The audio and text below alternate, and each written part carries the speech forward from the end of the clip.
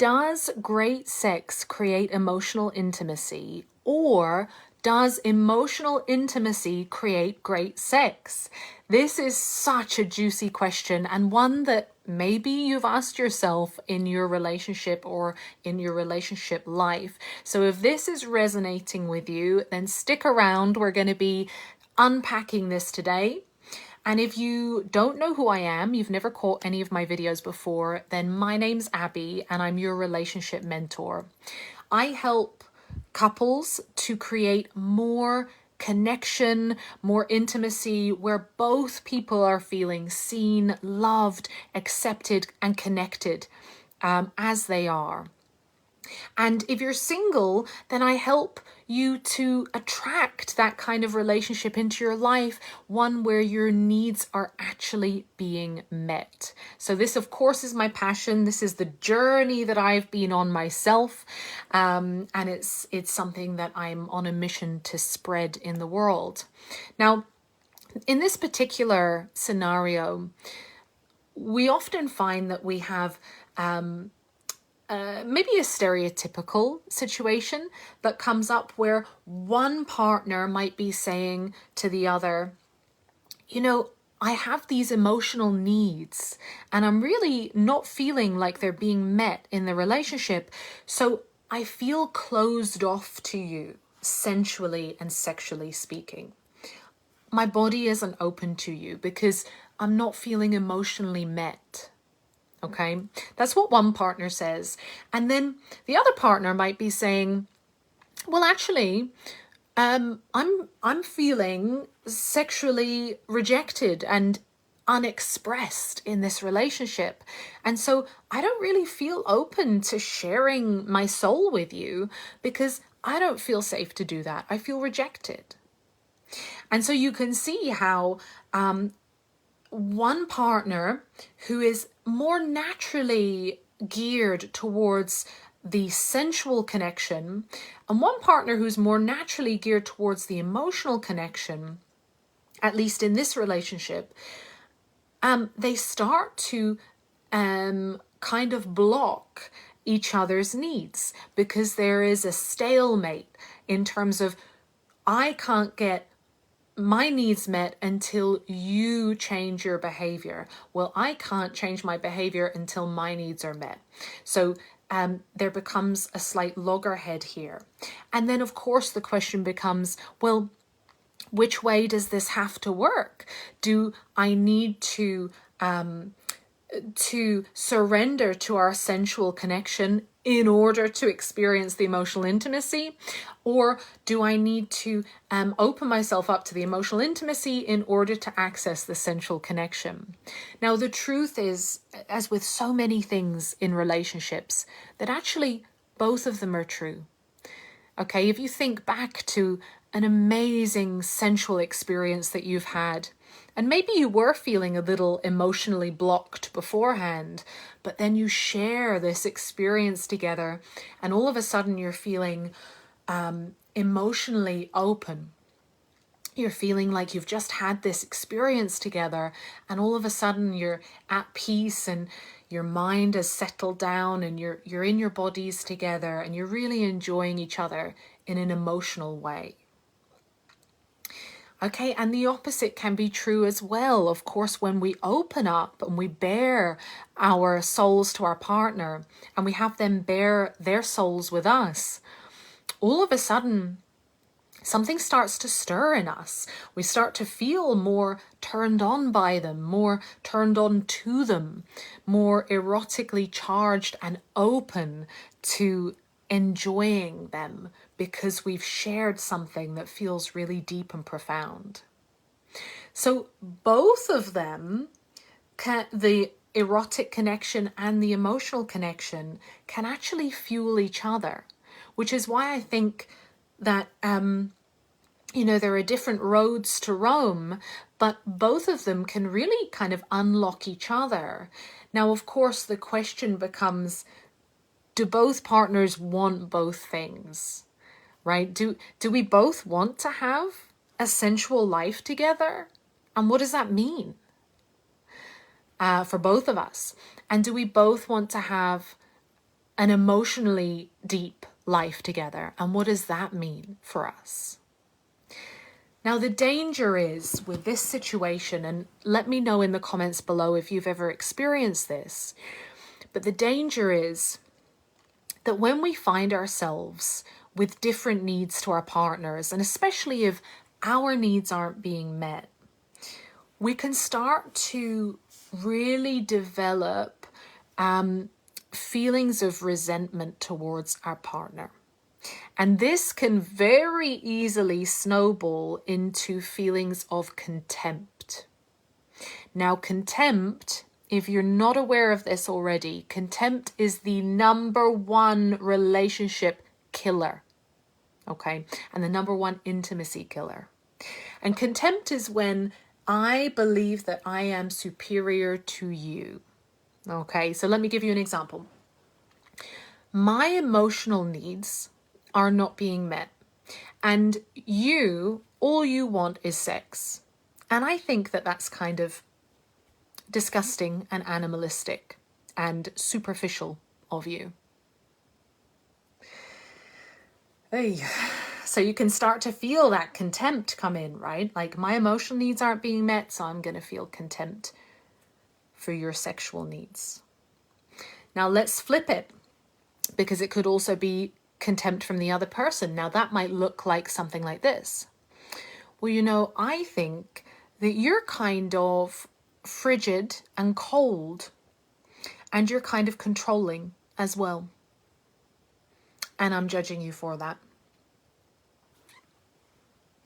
So you start to see that contempt can really start to leak out into a relationship when two people have different needs and they're both saying, I'm not willing to meet your needs until you meet mine. And that's when contempt can start growing. Now, I recommend that the antidote to contempt is actually starting to feel compassion for your partner. And compassion for yourself, of course, and your needs too. But getting really curious, like what are your needs? Why is it that you, like, what is it that you need, and what does it mean for you when this need is met and when it's not met? And having that kind of open dialogue and open conversation. Now, one of the things that I've found to be the most powerful in my relationship journey has been learning how to really become the hero of my own love story. So what does that mean? That means that instead of waiting for my partner to be the first one to apologize, or to be the first one to drop his defenses, or to be the first one to meet my needs and then I'll meet his. Instead of doing that, to really say, okay, what can I do in this situation to unblock things? What can I do here? Now, I am not recommending, please don't misunderstand me, I'm not recommending that you open yourself up to something that doesn't feel safe for you. I'm not recommending that you have sex if you're not open to it. I'm not recommending that you bare your heart to someone when you feel rejected by them. But what I'm saying is, what would it be like for you to maybe increase your bandwidth for this area of your life by 5%? What would it be like to enjoy your partner sensually, but maybe not as full-blown sex, but maybe it could be, through touching, through kissing, through speaking to one another in a certain way. And maybe you're not able to share emotionally about this very particular topic that your partner wants to speak about, but maybe you can share about something else. Maybe you can share a little bit about your day and what's been meaningful for you and what's been a challenge for you and what you've really enjoyed, and open up a little bit more emotionally to soften 5% more. What would that feel like to surrender to that experience in a safe way? And what would it be like to share your needs in a way that feels loving rather than feeling blaming or critical or contemptuous? So, as with so many things in our relationship life, you know, it's normal to be different to our partner. It's normal that we have different needs. It's normal that we have different preferences and different ways of working. The question is, can we come together and work as a team to get both of our needs met? That is always the question. Because the moment that we can do that, the moment we can lay our cards on the table, look at our partner's cards and have that discussion together and build a vision for our relationship that actually works for both of us, that's the moment that real connection happens. That's the moment where sensual and emotional connection can really start to unlock. So I would love to hear in the comments what your experience with this is. I'm going to challenge you to say it in a conscious way, which means not blaming, not critical, just describing feelings and facts. To share your experience, to share your feelings in the comments below, and any questions that you have about this or any topic that you want me to unpack for a future video, then let me know in the comments. I would love to support you in your journey and help you to experience a deeper level of connection in your relationship. And if you're single, to help you attract the kind of partner in your life who is available for the deep, profound connection that you desire. So finally, gorgeous heart warriors, I just want to end with a little offer to you. So this month, I'm actually opening enrollment to my group program, which is so exciting. It's called the Love Hub. It's open to men and women. It's open to you if you're single. It's open to you if you're in a relationship.